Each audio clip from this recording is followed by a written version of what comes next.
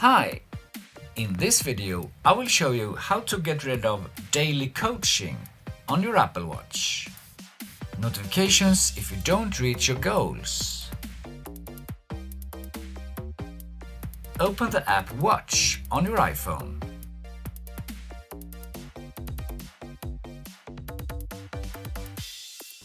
Scroll down to Activity. Turn off daily coaching.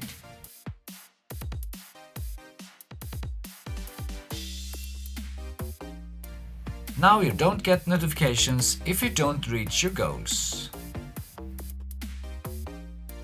And that's it. Thank you for watching this video.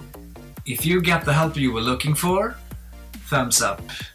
If you want more help in the future, please subscribe to this channel, because then you will find me next time you want help here on YouTube.